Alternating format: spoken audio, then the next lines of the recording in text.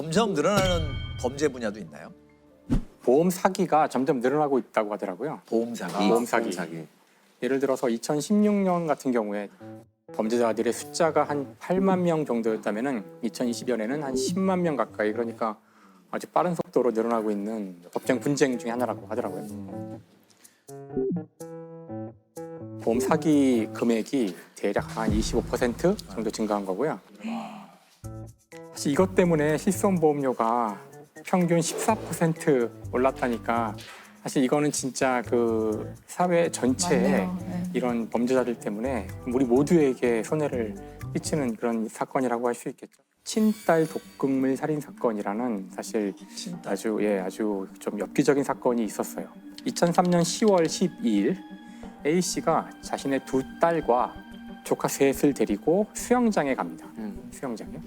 근데 수영장에서 9살짜리 둘째 딸이 거기서 사망하게 돼요. 그 물에서 사망하게 되는데 수영장에서 뭔가 이게 의심이 된다, 좀 석연치 않다. 왜냐하면은 보통의 익사 사고 같은 경우는 이제 사람을 꺼내서 긴급 조치를 하게 되는데 그때 막 코하고 입으로 물이 나와야 된대요. 정상적인 상황이라면 그냥 조용히 그냥 죽은 거예요. 그러니까 그런 것들이 다 석연치 않았던 거예요. 부검을 하자고 얘기를 하게 됩니다. 이제 이 아이를 부검하기로 이제 부검을 해봤더니 독살됐다는 결과가 나온 거죠. 그래서 이제 조사해 보니까 그 A 씨가 익사 사고가 일어나기 전에 둘째 딸에게 음료수를 줬다는 거예요. 음료수를 너 혼자 먹으라고 줬다는데 실제 그 아이가 그 음료수를 이제 마시고 와서 다른 아이들한테 엄마가 나한테만 이거 줬어 하면서 이제 이야기를 한 목격자가 있고 하지만 이제 지금 이제 보셨지만 여기 그 결정적 증거는 없잖아요. 그래서 이제 2년 가까이 계속 그 수사가 진행되었다고 하더라고요. 이 증거를 찾기 위해서. 사건을 이제 조사해 보니까 경찰에서 바로 그 둘째 딸이 죽기 바로 전날 보험을 들었다는 거예요. 아이에게 상해보험을 들었고 보험을 들 당시에 A 씨가 돈이 없어서 보험 설계사가 그 계약금을 대신 내주면서 굉장히 무리스럽게 보험을 들었다는 거예요. 그리고 특히나 그 이 수영장은 사망 사고가 있었을 경우에 1억 원을 보상한다는 그걸 이제 내걸었다고 하는데 좀 특별한 상황이죠. 알고 이제 아마 했을 것 같고요. 더더군다나 이제 수상한 것은 A 씨가 이제 진술서를 쓰게 되는데 좀 이게 이상하다는 거예요. 진술서를 보면은 이건 믿기 어려운 그런 것들이 많이 있기 때문에 아마 프로파일링 했겠죠. 했더니 좀 이게 이상하다는 거예요. 그 엄마 같은 경우에는 경찰에 잡혀와서 이제 진술서를 쓰게 되는데요. 아주 여러 가지 문제점들이 많이 발견이 됩니다. 그 시간에 무슨 일이 있었는가를 쓰라고 했더니 그 진술서를 보면 누구한테 전화를 걸어가지고 우리 애 누구누구가 사고를 당해 위급하다, 도와달라라는 전화를 했다라고 써놨는데 이 위급하다라는 말을 처음에는 위독하다라고 썼어요. 그걸 지우고 위급하다로 바꿨었어요. 근데 이런 흔적들도 당시에 이 진실을 분석하던 프로파일러들이 포착을 해내서 제공이 됐고 두 번째로는 이제 뇌파를 이용한 이 사람의 진술이 맞는지를 검토하는 방법들이 있는데요. 뇌파 가운데 P300이라는 뇌파 측정 방법이 있어요. P300이란 거는 그 사물을 보고서 이 사물을 내가 전에 본 적이 있다면 0.3초 후에 바로 어딘가 팍 튀는 그 뇌파가 있대요. 그걸 가지고 봤더니 뭐 범행에 사용된 것으로 보이는 요구르트병 같은 걸 이제 봤을 때 뭐 반응을 한다던가 뭔가 의심스럽다. 그다음에 서로 이제 그 신문을 하고 하는 동안 미세 표정 분석 아마 다 전문 영역이실 텐데 지금 이야기한 여러 가지 증거들이 다 이 사람의 진술을 믿지 못하게 하는 결국 이제 지금까지 얘기했던 여러 가지 그 정황 증거라든가 다른 간접 증거들을 모아서 A 씨한테는 그 유죄가 선고됐고 무기징역이 이제 구형됐다고 합니다. 친딸을 살해한 혐의로 2년 만에 구속된 37살 김모 씨. 딸 이름으로 보험에 가입한 지 단 하루 만에 딸에게 독극물을 먹여 살해한 혐의를 받고 있습니다. 김 씨의 거짓말을 뒤집을 수 있었던 것은 뇌파 검사. 경찰은 김 씨에게 범행 당시 사용됐을 것으로 보이는 과자와 음료수를 보여줬더니 김 씨의 뇌파가 급격히 변하며 양성 반응을 보였습니다. 경찰은 살인 혐의로 구속영장을 신청했고 법원도 처음으로 뇌파 검사의 증거력을 인정해 구속영장을 발부했습니다. 그런데 이제 이걸로 이 사건이 끝나는 것이 아니라 조사 과정에서 이 내연남과 이제 통화한 여러 가지 기록들도 다 조사 대상이 되니까 그 내연남과 통화하는 중에 내연남이 이런 말을 해요. 너 또 약 먹였어? 뭐 이걸 변명을 할 수가 있겠지만 뭔가 이제 석연치 않은 거예요. 그렇죠.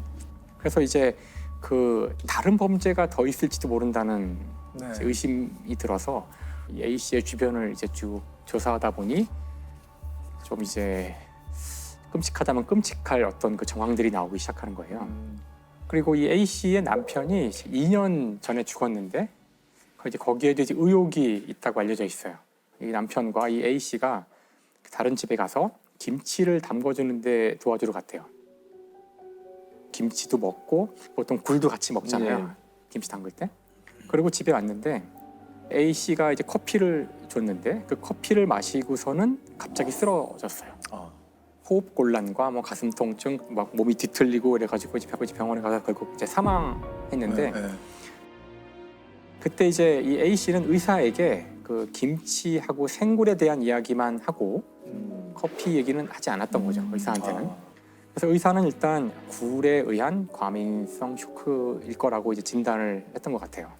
당시는 그냥 그렇게 처리가 됐는데 새로운 상황에서 이 사건을 들여다보니까 이 죽은 남편에게 이 보험이 2개가 있었는데 이 사고 전에 4개의 보험을 더 든 거예요. 3,700만 원의 보험금을 받게 돼요. 근데 그때는 물론 의심하지 않았던 거죠. 더 이제 놀라운 것은 그 다음 해인데 2002년 그 A 씨의 친구가 있어요. 네. 그 A 씨가 그 친구와 같이 케이크를 이제 먹었는데 그리고서는 친구가 사망을 해요. 갑자기 사람이 죽었으니까 부검을 해서 조사를 해봤는데 일단 급성 심근경색이라는 진단을 내리기는. 근데 이제 그 부검에 참여했던 그 수련이가 메모를 하나 해놨는데 약물 중독이 의심된다라고 써놓긴 했어요. 그러니까 약물 중독인 것 같긴 한데 뭐 확실하진 않고 이런 어쨌든 공식적으로는 그냥 심근경색에 의한 것으로 종료를 했는데 이 사건이 이제 엽기적인 이유는 이 죽은 이 친구가 사망하기 이 사건이 일어나기 직전에 생명보험에 들어요. 네. 근데 정말 희한하게도 이 생명보험의 수혜자가 네. 바로 이 A 씨예요. 되게 이상하죠. 왜 친구한테 그렇게 되지? 누가 생명보험을 들 때 자기 친척이나 자기 뭐 가족이 아니라 친구한테 드는 경우는 없잖아요. 죽은 친구의 남편이 진정서를 이제 수사기관에 제출했지만 증거가 부족하다는 이제 이유로 그냥 기각됐다고 하더라고요. 이미 다 그 2사람 다 시신이 다 벌써 처리가 돼가지고 다시 조사할 수 없는 상황이었다고 하더라고요. 결국 그래서 지금까지도 이 억울한 죽음의 원인이 풀리지 않은 거죠. 어떤 경우에는 보험금을 탈 뭐 사망 사건이나 이런 게 생겼을 경우 더 주도 면밀하게 조사하는 경우도 많이 봤고. 사실 그래서 네. 제대로 보험금을 받아야 될 사람조차 그렇죠. 아주 고단한 그런 이 법정에 와서 오랫동안 싸워야 되는 일이 벌어지거나 하는 거죠. 2007년도에 충남의 한 마을에 있는 가족에 의해서 발생한 사건입니다. 이 남매들의 구성을 보면 이제 제일 큰 언니는 이제 직업을 얻어서 이제 마을을 떠났고 남아 있는 둘째가 고등학교 당시에 3학년이었었고 그 밑에 중학교 2학년. 그다음에 막내가 이제 초등학교 1학년이 있었어요. 막내 아들. 둘째부터 막내까지 그 같이 생활을 하면서 일어난 사건인데 2007년 5월 부모님이 일을 하러 나가셨는데 고등학교 3학년인 둘째가 셋째한테 이제 바깥에 어머니가 오시는지를 좀 나가봐라. 이렇게 해서 9시경에 이 중학교 2학년인 셋째는 이제 바깥에 어머니를 찾으러 나갑니다. 그런데 이제 한 30분이 지난 후에 9시 한 반경이 돼서 어머니가 집으로 들어오셨어요. 차를 네. 가지고 집으로 들어오셨는데 마중을 나간 중학교 2학년짜리 이제 동생이 사라진 거예요. 마을 사람들하고 같이 막 이제 그 찾기 시작을 했는데 결국 발견을 못 합니다. 실종 신고를 하게 되죠. 어머니를 찾아 나선 여중생이 사흘째 소식이 끊겨 경찰이 수사에 나섰습니다. 중학생 15살 김 모양이 집에서 300m 정도 떨어진 포도밭으로 어머니를 찾으러 간다며 집을 나선 뒤 사흘째 귀가하지 않아 수사하고 있다고 밝혔습니다. 근데 이제 작은 마을이었기 때문에 과연 이제 이것을 누군가 외지인이 와서 범행을 저지르거나 납치하기는 굉장히 적절하지 않은 시간과 장소다라고 판단을 해서 우선순위를 혹시 가족 내에서 어떤 뭐 갈등 관계나 이런 문제 때문에 발생하지 않았을까 이렇게 생각한 수사팀에서는 가족들하고 같이 생활을 하면서 여러 가지 이제 탐문 수사를 전개를 하죠. 그런데 어떤 이웃에서 이런 진술이 나옵니다. 실종된 아이와 그 위에 지금 남아있는 둘째와 네. 사이가 별로 좋지 않다. 평소에 싸우기도 많이 하고 이런 이제 말들이 조금씩 들려오기 시작을 합니다. 그런데 이제 이렇게 실종 사건이 나서 형제들이 많게 되면요. 그 형제들마다 각각 담당 형사가 생겨요. 그러니까 이 형제들이 범죄의 어떤 타겟이 될 수 있으니까 네, 네. 학교도 뭐 데려다 주기도 하고 뭐 여러 가지 이유로 이제 전담 마크를 전담 하는구나. 마크를 하게 되는데 그런데 이 막내가 어느 날 갑자기 이렇게 얘기를 합니다. 사실 둘째 누나가 작은 누나를 그날 죽였다. TV를 보고 있었는데 거실에서 둘째 누나가 셋째 누나를 불러서 방에 갔는데 쾅 소리가 나길래 네. 가봤는데 누나가 죽어 있었다는 거죠. 그리고 사망한 누나를 산에 가서 묻어놓고 왔다. 이렇게 이제 진술을 합니다. 그 당사자인 둘째를 체포를 하죠. 네. 경찰서에 데리고 와가지고 추궁을 하기 시작을 합니다. 동생들이 다 이렇게 얘기했어. 너도 동생인데 시신이라도 빨리 찾아서 장례라도 치러줘야 되지 않겠니? 이렇게 이제 수사팀에서 자백을 하기 위해서 이제 대화를 나누기 시작을 하는데 정말 끝까지 부인을 하다가 네. 밤늦은 시간에 눈물을 흘리면서 이제 자술서를 쓰기 시작을 합니다. 내가 죽였습니다. 그 죽은 동생을 엄마하고 같이 가서 묻어놓고 왔다 이렇게 진술을 합니다. 자, 그러면 아이를 찾으러 가자. 동생 찾으러. 그렇게 해서 차에 싣고 갑니다. 출발을 해서 가면 사실은 제가 죽이지 않았어요. 이렇게 번복을 하는 거예요. 그래서 또 와서 이제 수사관들이 달래기 시작합니다. 그래도 찾아야 된다. 그런데 특정 위치만 가면 다시 번복하는 것이 계속 반복이 되니까 수사팀에서 뭔가 이상하다는 생각을 해서 그 당시에 그 아이들의 진술된 CD를 그대로 경찰청으로 보내서 저한테 요청을 합니다. 근데 이게 굉장히 뭔가 잘못됐다라고 하는 것을 포착을 했어요. 9시에 이제 대련을 나가서 실종이 됐잖아요. 근데 어머니의 차가 들어오는 것이 CCTV에 보면 9시 30분경에 들어오는 게 보여요. 그런데 한 15분쯤 지난 다음에 이 차가 다시 나갑니다. 네. 그걸 보면 지금 진술이 맞아요. 엄마하고 같이 차에 싣고 동생을 유기하러 가는 게 맞아요. 지금까지로 보면. 네. 그런데 문제는 그렇게 나간 차가 약 한 25분 만에 다시 돌아옵니다. 네. 그러면 이제 어디 유기하고 왔다는 판단이 되잖아요. 25분이란 시간을 왕복 시간으로 따지면 반으로 나눠야 되죠. 그렇죠. 10분 차로 간 거리에서 내장을 하고 왔다면 수많은 경찰 기동대가 인근 수색을 엄청나게 하고 있었던 거거든요. 그렇다면 발견이 안 되기가 어렵다는 거죠. 그리고 두 번째는 이런 거죠. 딱 와가지고 보니까 딸이 죽었어. 근데 죽인 애가 큰딸이야. 두 번째 딸이야. 그러면 순간 판단해가지고 차에 가서 유기할 수 있는 판단을 과연 가능할까요? 아수라장이 이것이 일단은 저는- 생기죠. 어떤 혼란스러운 상황이. 그러니까 가족 내에서 혼란이 생겨서 거기에서 뭔가 상당한 문제가 일어났어야 되는데 15분 만에 판단을 하고 갔다. 저는 이 부분이 그렇죠. 도무지 일어날 수 없다라는 두 가지만 가지고 이제 나머지 팩트들을 보니까 막내가 언니가 동생을 벽에 밀었다고 했는데 벽에서는 동생의 DNA가 전혀 검출되지도 않았습니다. 그래서 도무지 맞지 않다라고 판단이 됐어요. 그래서 수사팀이 제안을 합니다. 네. 이 수사는 잘못됐다. 브리핑을 하고 나서 수사본부장이 결정을 합니다. 저 말이 맞는 것 같다라고 판단을 해서 그날 밤에 긴급 체포한 아이들을 다 집으로 보내죠. 그리고 나서 며칠이 지난 다음에 느닷없이 수사팀에서 밤에 전화가 왔었어요. 아이가 돌아왔다는 거예요, 집으로.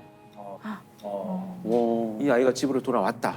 왔는데 문제가 생겼다. 지금 주민 3명이 무참히 칼에 찔려서 살해당한 살인사건이 발생을 했다. 그러니 살인사건에 대해서 또 분석을 해야 될 필요가 있다라는 전화를 저는 한꺼번에 받았던 거예요. 같은 지역에서 그죠? 그래서 저는 참 이게 황당하기도 하고 이게 무슨 일인가 당황스럽죠. 이런 일들이 없었는데. 그래서 이제 현장에 다시 내려갔는데 저희 사건의 내막을 본다면 이렇게 된 겁니다. 이 아이는 실제로 중학교 2학년짜리 아이는 9시에 포도밭에 어머니를 찾으러 나왔어요. 그런데 누군가 정말 범인이 자전거를 타고 가다가 이 아이를 보고 뒤에서 덮쳐서 강제로 자기 자전거 앞에 태웁니다. 성범죄를 저지르기 위해서 이제 납치를 한 겁니다. 움직이거나 고함을 치면 가만두지 않겠어라고 위협을 하고 태워서 그 다른 마을인 자기 집으로 아이를 데리고 갑니다. 그리고 3주 동안 감금을 해놨던 거예요. 그래서 어찌됐건 이 범인은 다행히도 이 아이를 살해하지 않고 집으로 데려다 줍니다. 약간의 동정심이나 자기하고 이제 같이 있었다고 하는 이런 어떤 뭐 여러 가지 복합적인 심리가 이제 작용을 했던 것 같아요. 아이를 데려다 주고 와서 평상시에 자기를 무시했다라고 하는 옆집 노인들을 모두 살해한 이런 사건입니다. 여중생을 납치해 22일 동안 감금하고 이웃 주민 3명을 살해한 혐의로 30대 용의자가 잡혔습니다. 15살 김모양이 납치돼 감금됐던 집입니다. 32살 이모 씨는 김양을 방 안 장롱 속에 가두어 20여일간 이웃의 눈을 피했습니다. 김양은 갇혀있는 동안 TV에서 자신을 찾는 뉴스가 나올 때마다 울기도 했지만 이 씨의 위협 때문에 탈출할 용기를 내지 못했습니다. 경찰에 붙잡힌 용의자 32살 이모 씨는 어제 오후 8시쯤 마을의 50대 부부 등 일가족 3명을 살해한 혐의도 받고 있습니다. 이 범인이 돌아가서 옆집에 사는 노모와 아들과 며느리를 살해한 거예요. 관계가 있는 사건이네요. 같은 한 명에 의한 살인 사건이 된 거죠. 그런데 그 와중에 이 어린아이들의 자백들이 일어났던 거예요. 이해할 수 없는 네, 상황이네요. 정말 이해할 수 없는 상황이 네. 벌어진 거죠. 왜 그렇게 얘기를 했을까 같은. 네, 그게 이제 오늘의 이제 핵심적인 내용인데 제가 그 막내 입장에서 일단 먼저 한번 들여다봤습니다. 둘째와 셋째가 별로 사이가 안 좋았어 뭐 이런 얘기를 듣기 시작하면서 어떤 식의 질문을 했냐면 싸워서 서로 뭐 폭행하고 집을 나가는 적은 없어. 근데 집에 있을 때는 얼마나 싸워? 이런 식의 어떤 그 질문들을 여러 차례 이제 이어져 왔던 거예요. 뭔가 상황을 단정한 질문들을 그렇죠. 하게 이거 되는 소위 거죠. 이제 암시성 질문이라고 하죠. 이 아이의 진술을 보면 황소리가 나서 들어가 보니까 누나가 쓰러져 있어서 네. 내가 코에다 손을 탁 대봤더니 숨을 쉬지 않더라 이렇게 진술을 하거든요. 굉장히 구체적으로. 네. 근데 이것을 나중에 이제 제가 그 분석을 해본 결과에 의하면 반복된 암시성 질문에 의한 작화 현상이라고. 작화 현상. 그러니까 이 아이들은 남을 속이려고 뭔가 없는 걸 꾸며내는 것이 아니고 반복된 피암시성이 있는 질문들을 계속 받으면 질문하는 사람의 의도에 따라서 답을 하려고 하는 경향성이 높아지는 것이 아동의 특성이거든요. 그래서 그런 현상들이 이제 일어난 거죠. 그 막내 허위 증언이 일단 첫째 누나까지 마음도 흔든 거잖아요. 지난번에 우리가 허위자백에서 받았던 상황의 압박을 전형적으로 받게 된 거죠. 자, 동생들이 모두 다 진술을 했고요. 네. 근데 어머니가 체포가 됐습니다. 그러니까 지금 이 상황에서는 이 아이는 내가 어떤 말을 해도 지금 나를 아무도 믿어주지 않을 것이다라는 9시라는 늦은 시간에 동생을 내보냈다는 것에 대한 죄책감을 굉장히 많이 갖고 있었어요. 그 죄책감도 벗어나지 못하고 있는 상황인데 또 말도 안 되는 있지도 않은 막내 동생의 진술이 나왔다고 하니까 이것조차도 거짓말이야라고 하면 나머지 동생들이 또 자기로 인해서 거짓말을 한 아이들처럼 시달리게 될까 봐 이 아이는 굉장히 이 동생들을 보호하고 죄책감을 갖고 있는 이런 그 상황에서 자술서를 소위 쓰게 되는 거죠. 본인이 쓴 자백의 자술서를 보면 빨리 이 모든 것이 제대로 바로 잡혀져서 우리 모두가 예전처럼 행복해졌으면 좋겠습니다 라는 문구로 시작을 해요. 자술서가. 그래서 제가 그걸 보는 순간 내가 너무나 많은 것을 간과했구나. 지금 이건 자술서가 아니고 이 상황을 빨리 벗어나고자 하는 이 아이의 처절한 어떤 안타까움의 표현일 뿐이다 이런 생각을 했어요.